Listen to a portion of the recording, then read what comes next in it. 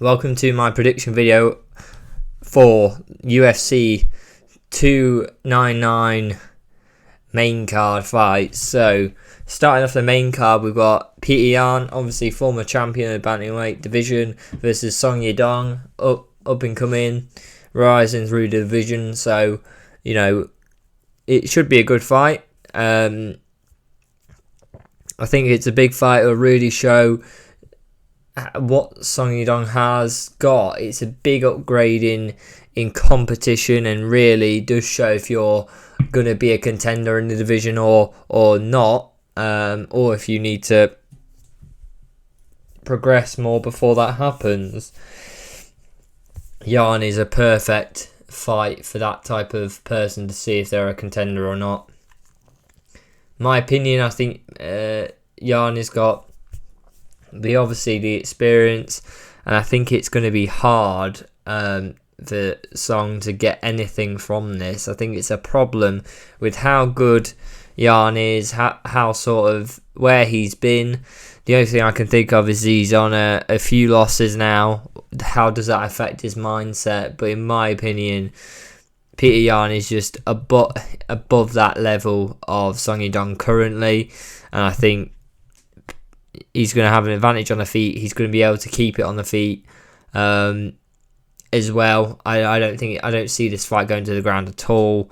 But if it does, and Yan does need to use that, I think he's got the advantage on the ground as well. I think he's just too good, too smart on the stand-up from being a champion and being against all the best guys. I think Yan gets this done by KO, TKO. So, next fight on the card, Burns versus Maddalena. Obviously, Burns coming off a decision loss last time out. So it doesn't serve well for him. And I know he's coming off a few injuries and things like that. And that can make you a bit nervous with this fight. Maddalena obviously coming up, doing well. But I think Burns is just a top guy. I think he's very good. Until I see different, that he gets beat decisively and not just sort of held on the ground and things, then I don't see. With this fight, it's all about that stand-up. I don't see Burns getting absolutely outclassed out there. I think against Chimaev, a few fights ago, there was a good bit of stand up from Burns, and I think obviously Maddalena coming off against Kevin Holland, and obviously wanting that next fight to be a contender in that division as well. And Burns is a good name to have on your list to get up there and get the bigger fights. I don't see how Burns doesn't keep this in his realm of he's very good on the feet, and if he's on the ground, I think he can hold his own enough. And I think the point of this fight is that he's going to have to counter the pressure, and that's going to be the key thing. But I think Burns has that power in his hands. I think he can get that sort of counter done. And I think if he does, I think it becomes a problem of how much pressure do you continue to put on when you're getting caught, and how much that adversity will stop you from going forward. And I think Burns is just, look, if you get a win against Burns, it's a big step up to go, look, I'm looking for a contender next. But I think Burns gets this done. KO, TKO, I think he's been there, done it, and I think you can see what he's gone for. He's got a couple of losses, but I don't think that plummets him down the division too far. He's had losses before. He's had losses before. He's took it before and done well. Against Chimaev, he lost, but look, he did well. And I don't see how on the feet he doesn't do well enough to win this outright, whether that's decision or maybe I think KO TKO, but could be a decision in there. That's a bit of an unsure one. Next fight, Kevin Holland versus MVP Michael Venom Page. So Michael Venom Page obviously coming in for a debut against Kevin Holland.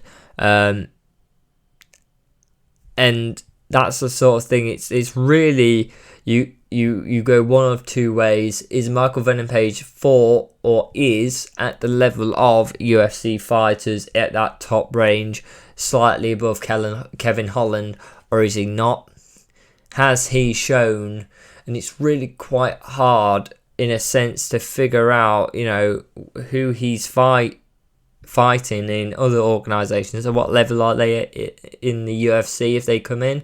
And we've seen it time and time again. People come into the UFC and they don't perform. There's a minimal, especially how the current UFC is. There's a very small percentage of people who come in after, not just fighting 2 fights or, a small amount of time. I mean, a significant amount of time in these other promotions, these other big promotions that are competitors to the UFC and are at the level of the UFC contenders.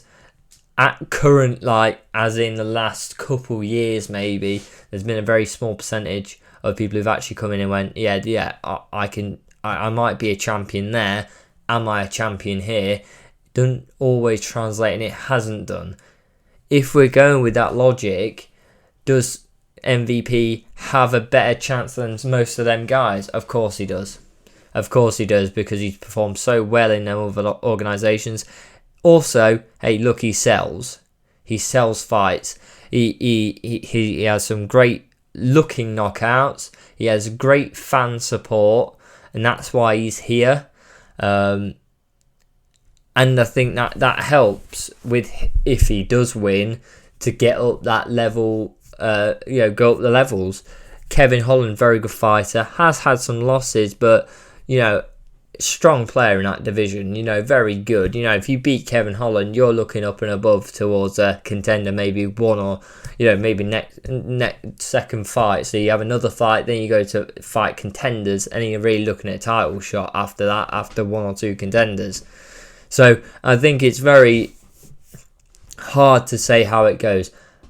And it very much, with this fight, unlike quite a few others with other fighters, very much depends on how Kevin Holland performs. If he starts getting beat up and things start looking a bit odd, there is that. How will he flip it? Will he get onto gear, and within 3 rounds has he got time to sort of change it up and go, look, I know what I'm dealing with? I think it's more difficult seeing from Venom Page with all the crazy stuff he does, what sort of guy you're going to see coming into this fight. So I think it's difficult for both parties, really. I don't think it's that easy. I think Kevin on the feet, I've got to sort of go with my mindset of that. Kevin on the feet has fought against UFC fighters and done well, and quite strong UFC fighters. And I don't see how that, if Kevin keeps to the basics, how we don't see, he's not looking to just devastate, and he keeps the game plan in mind, I don't see how he doesn't win. I think MVP, unless he gets one of them big kicks or amazing finishes, I don't see how it happens. I think he actually probably overextends trying to get something like that, and actually gets TKO'd by Kevin Holland. That's my prediction on that one. Next one up to the co-main event, which is Poirier versus Saint Denis. Very interesting fight. Saint Denis obviously coming up. Poirier obviously been at that top level for a long time now, at the top of that division, and really Saint Denis, you get Poirier on your list of wins, that takes you up towards the top. You're looking at one fight, if it's the right guy, and you're looking at a title shot, maybe not in this division. It's very stacked, so maybe 1 or 2, but you're getting very close. You're at that top end of the division if you beat Poirier. But I think it's a big task. I don't think he's fought anyone near the level of Poirier. I think it's going to be difficult with the amount of experience Poirier's got in there.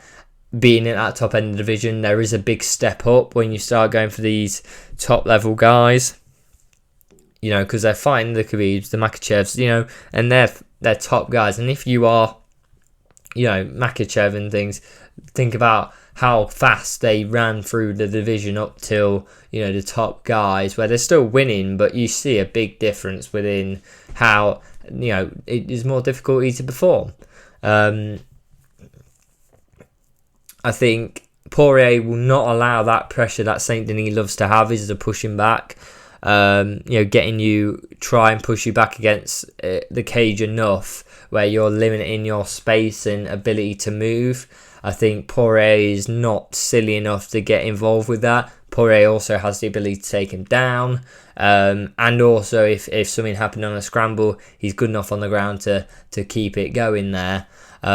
Again, unless it's one of the top guys like Makhachev, Khabib. And I think Poirier will counter well against that forward pressure against Saint Denis. I think Saint Denis, if he gets caught, it's only a 3-rounder. He will very much believe that he needs to push it to get it done. Taking more risk against Poirier is not the way you win. You have to be very tactical, I believe, to beat the Poirier that is out there.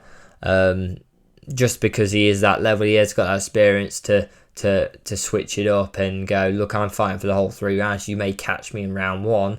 Doesn't mean I'm not going to be here in round 3.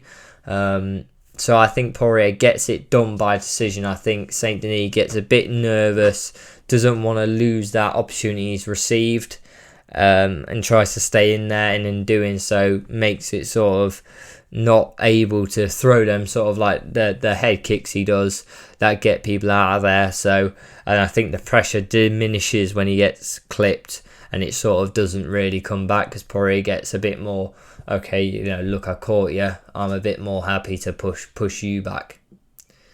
Going on to the main event, which is Sean O'Malley versus Chito Vera. Obviously, Chito Vera won this last time by a leg kick that hit a weird nerve within Sean O'Malley's leg, which is a bit odd, but it is what it is. Sometimes these things happen, but I think very good matchup again. I think it's a big seller.